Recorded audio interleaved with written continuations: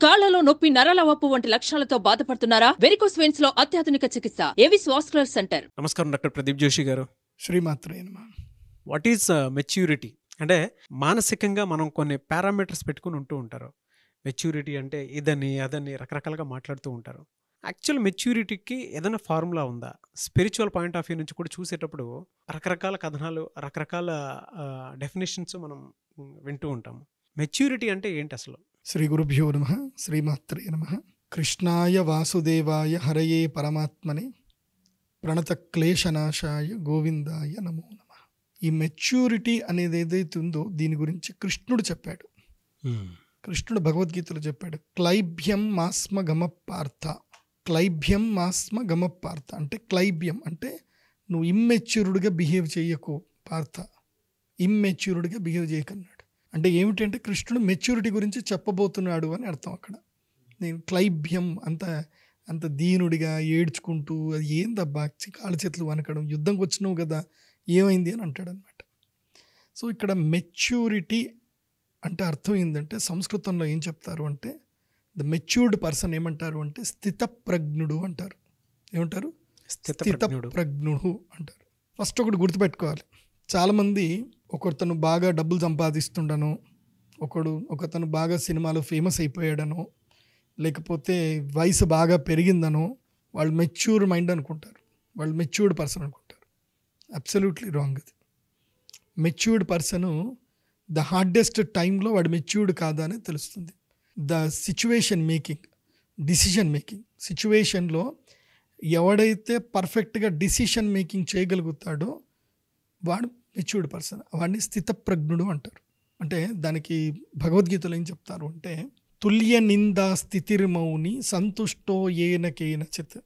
అంటే తిట్టిన, పొగిడిన, నింద చేసిన, ఏది చేసినా తాను ఏంటో తనకి తెలుసు కాబట్టి తాను అలా స్థితప్రజ్ఞుడిగా ఉండేవాడిని స్థితప్రజ్ఞుడు అంటారు. ఇప్పుడు ఉదాహరణకి నీతో నాకు పని పడింది నాగరాజు, నాకు ఒక అర్జెంటుకు ఒక 10 లక్షలు కావాలి, నాకు నీతో పని పడింది, నేను వచ్చా. నాగరాజు నువ్వు కోటీశ్వరుడివి, నీ దగ్గర అద్భుతంగా ఉన్నాయి, నువ్వు చాలా మంచివాడివి అన్న ఫ్రెండ్స్ అందరికి నేను పరిచయం చేయించి అన్నీ చేసి నీకు సన్మానం చేసి అన్నీ చేసినాక నేను నిన్ను 10 లక్షలు అడిగా. నీ దగ్గర లేవు, యాక్చువల్లీ నీ దగ్గర ₹1,00,000 ఉన్నాయి, నువ్వు 10 లక్షలు ఇవ్వగలుగుతావా? ఇవ్వలేవు. నేను 10 లక్షలు అడిగినప్పుడు నువ్వేంది అనేది నీకు తెలుస్తుంది. సో నేను అడగకన్నా మునిపే అంటే మొదలే ఏదైతే అడిగినప్పుడే నువ్వేదైతే నేను పొగిడినా దేనికైనా సరే నువ్వు కామ్గా ఉంటావు చూడు, కామ్గా ఉండి నీకేం కావాలిరా, ఎందుకు ఎంత పొడుగుతున్నావు, నీకేం కావాలి అని అన్ని ఎప్పుడైతే అడిగినప్పుడు డబ్బులు కావాలి, లేదు అరే నువ్వు వేస్ట్గా అడివి, నువ్వు నా ఫ్రెండ్ కాదు, అది ఇది అని అన్నీ అన్నాడు. ఆఖరికి కొన్ని రోజుల తర్వాత వాడికి ఏదో అర్జెంట్ టైం పడింది, నీ దగ్గర ఉన్న అదే ₹1,00,000 పెట్టి వాడిని హాస్పిటల్ అడ్మిట్ చేసి, వాడు తిట్టాడు అని నీ కోపము లేదు, వాడు పొగిడాడు అని చెప్పి నువ్వు వాడికి అపాత్రదానము చేయలేదు, రెండిట్లోనూ బ్యాలెన్స్ ఉన్నావు. దీన్ని మెచ్యూరిటీ అంటారు. పొగిడాడు అని చెప్పి మోమాటాన్ని పెట్టాడని చెప్పి డబ్బులు ఇచ్చేసి ఆ తర్వాత నీ దగ్గర లేని డబ్బులు ఇచ్చేసి బాధపడ్డము ఇమ్మెచ్యూరిటీ. నిన్ను హింసించాడు, నిన్ను బాధ పెట్టాడని చెప్పి నీ శత్రువు కష్టంలో ఉన్నప్పుడు వాడికి అంతే మంచి జరగాల్సిందే అని ఎప్పుడైతే నువ్వు అనుకుంటావో అది ఇమ్మెచ్యూరిటీ. సో ఈ మెచ్యూరిటీ అనేది మనము ఏ సిచ్యువేషన్లో అయినా ఎలాగైనా సరే బ్యాలెన్స్గా ఉండాలి. అందుకే సమత్వం యోగ ఉచ్యతే. ఒక యోగిగా నువ్వు ఉండాలి అంటే ప్రతిదాన్ని బ్యాలెన్స్ స్టేట్లో కనుక నువ్వు యాక్సెప్ట్ చేయగలిగితే, జీవితాన్ని యాక్సెప్ట్ చేసి నీ బాధ్యతని నువ్వు సమకాలీన స్థితిలో సిచ్యువేషన్ తగ్గట్టుగా నీ బాధ్యతల్ని సరిగ్గా నువ్వు నిర్వర్తించగలిగితేనే అది మెచ్యూరిటీ. చిన్నపిల్లల్లోనూ మెచ్యూరిటీ ఉంటుంది, పెద్దవాళ్ళలోనూ మెచ్యూరిటీ ఉంటుంది. మెచ్యూరిటీకి వయసుకు సంబంధం లేదు. ఎందుకోసమంటే నేను చూసా, కొంతమంది అనుభవం ఉంది కదా అని నీకు తెలుసా నాకు తెలుసా అనుభవంతో చెప్తున్నా అంటారు. వయసులో అనుభవం ఉండటం కాదు, లోతు ఎంత బాగా చూడగలుగుతున్నామో, మీరు చెప్పిన దాని ప్రకారం విశ్లేషణ ఎంత బాగా చేయగలుగుతున్నాం అనేదే పాయింట్. మీరు ఇందాక మాట్లాడేటప్పుడు కూడా కొంతమంది ఒక మనిషిని డిసైడ్ చేసేస్తూ ఉంటారు.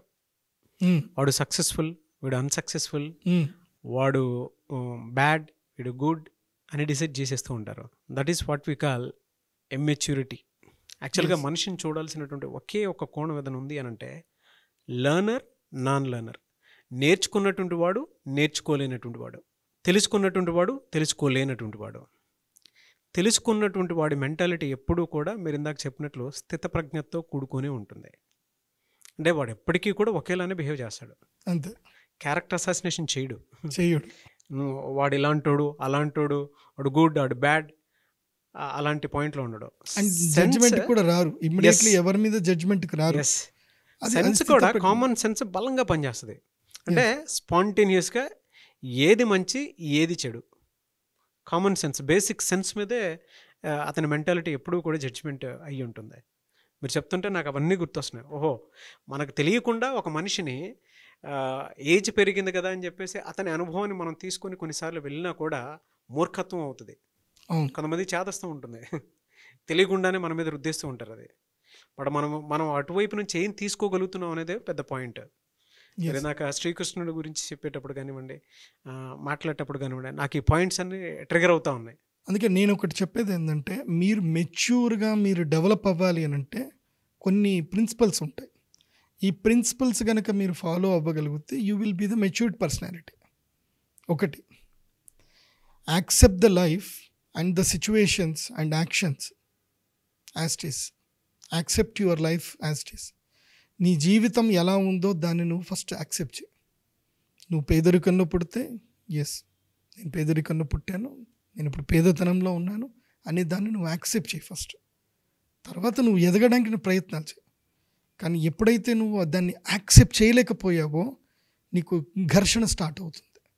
ఆ ఘర్షణతోటి నువ్వు విచక్షణ కోల్పోతావు. ఆ విచక్షణ కోల్పోవడమే మెచ్యూరిటీ పోవడం.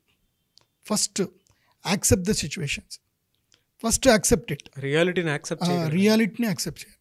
నువ్వు తప్పు చేసావు అని 100 మంది అన్నా సరే, నువ్వు నిజాయితీగా ఉన్నప్పుడు, నువ్వు తప్పు చేయనప్పుడు నువ్వు దాన్ని పట్టించుకోకు.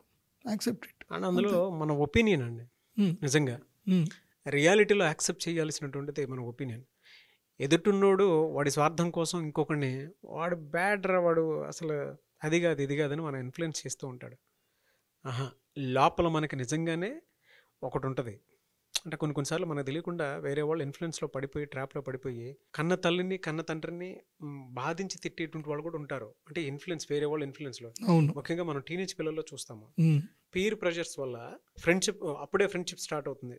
పసిమొగ్గ కదా, అప్పుడప్పుడే స్టార్ట్ అవుతూ ఉంటుంది. కన్న తండ్రి కూడా, అంటే ఇక్కడ ఉన్న స్కూల్ పిల్లల్లో ఏ విధంగా ఉంటుంది అని అంటే, వీళ్ళ ఫాదర్ అది అనేటువంటి కంపారిజన్ తోటి కన్న తండ్రిని కూడా చూసేటువంటి చూపు మారుతుంది, భాష కూడా మారిపోతూ ఉంటుంది. అప్పుడప్పుడు వచ్చి అంటే మా ఫ్రెండ్ వాళ్ళ నాన్న అదున్నాడు, నువ్వేంది ఇట్లున్నావు, నాకేం చేయట్లేదు, వాడు నాన్న బైక్ ఇచ్చాడు, నాకేం ఇవ్వలేదు, వాడు కొత్త డ్రెస్ కొనిచ్చాడు, నైక్ షూస్ కొనిచ్చాడు, ఇట్లా కంపేర్ చేసుకుంటారు. ఎస్, ఆ టైంలో మనం చూడాల్సింది ఏంటంటే యాక్సెప్ట్ దట్ రియాలిటీ. నిజంగా నా తాహతదా, వాళ్ళ పరిస్థితిని నా పరిస్థితిని కంపేర్ చేసుకున్నంతుందా, నా రియాలిటీ ఏంటి, మా నాన్న ఏంటి, మా అమ్మ ఏంటి అనేటువంటి రియాలిటీలోకి ఒక మనిషి రాగలగాలి నిజంగా. ఎస్, అందుకే ఫస్ట్ మెచ్యూరిటీ లెవెల్లో ఫస్ట్ స్టెప్ ఏంటంటే యాక్సెప్ట్ ద రియాలిటీ. ఏదైతే ఉందో దాన్ని ఫస్ట్ యాక్సెప్ట్ చేయడం. రెండవది ఇగ్నోరెన్స్. దేన్ని వదలాలి, దేన్ని పట్టుకోవాలి, దేన్ని వదలాలి, ఇది బాగా తెలియాలి. వదలాల్సినవి వదిలేయాలి. ఇగ్నోరెన్స్ అంటే ఇగ్నోర్ చేయాలి, చాలా ఇగ్నోర్ చేయడానికి ప్రయత్నం చేయాలి. ముఖ్యంగా క్రిటిసిజం, తర్వాత అబ్యూజిజం, నెక్స్ట్ ఈ రేసిజం ఒకటి ఉంటుంది, ఇంకా మానసిక ప్రశాంతతని చెడగొట్టేవి ఇగ్నోర్ చేయాలి. ఓకే, అది రెండోది. Next forget. ఏదైతే మర్చిపోవాలి, కొన్ని విషయాలు జీవితంలో మర్చిపోవాలి. ఏవైతే నీ జీవితంలో నిన్ను వెనక్కి లాగేస్తాయో, గతంలోనే కూర్చోబెడతాయో, ఏదైతే నిన్ను ముందుకు ఎదగకుండా చేస్తాయో అవన్నీ కూడా ఏం చేయాలంటే మర్చిపోవాలి. ఫర్గెట్. ఇది మూడవది. నాలుగవది ఏంటంటే ద మోస్ట్ ఇంపార్టెంట్, ఫర్గివ్నెస్. చాలామంది జీవితంలో కోపంతో క్షమించకుండా ఆ కోపముతో రగిలిపోతూ ఉండిపోతారు. ఈ ఫర్గివ్నెస్ జీవితంలో లేకపోతే నువ్వు మెచ్యూరిటీ కానే కదా. ఇంకా ఫర్గివ్నెస్, ఫర్గివ్, ఇగ్నోర్, యాక్సెప్ట్, ఇవి 4. నెక్స్ట్ 5th వన్, ఇది తమ్ము కింద పెడుతున్నా, ఇది చాలా important. 5th one, move on. ఏంటి? Move on. ఎప్పుడూ కదులుతానే ఉండు. Do work, always do work. Move on, కదులుతానే ఉండు. మూవ్ ఆన్ అంటే అర్థం ఏంటంటే ఇంకొక దగ్గర ఉండిపోకు. Update yourself. Update yourself, always you update yourself. ఒక దగ్గర ఈ సంవత్సరానికి ఈ డేకి నేను కంపేర్ చేసుకుంటూ పో, డేకి చూసుకుంటూ పో, అప్డేట్ అవుతూ ఉండు, మూవ్ ఆన్ అవుతూ ఉండు. నువ్వు మూవ్ ఆన్ ఎప్పుడైతే అవ్వలేదో నేను వెనక్కి లాగేస్తూ ఉంటుంది, ఈ జీవితం అంతా వెనక్కి లాగుతూ ఉంటుంది. కాబట్టి 5 ప్రిన్సిపల్స్ మళ్ళీ చెప్తున్నాను, 5 principles. 1, forget, forgive, ignore and accept, move on. ఈ 5 కనుక ఫాలో అవ్వగలిగితే మీ జీవితంలో మెచ్యూరిటీ లెవెల్స్ ఆటోమేటిక్గా మీకు పెరిగిపోతాయి. బట్ ఈ 5 నిజాయితీ ఉండాలి, నిజంగా నిజాయితీ ఉండాలి. నిజాయితీ ఉండాలి. That is what we call actual maturity. Yes. చాలా బాగా చెప్పారు సార్. థ్యాంక్ యూ అండి. Thank you so much doctor Pradeep Joshi గారు. శ్రీమాత్రే నమః.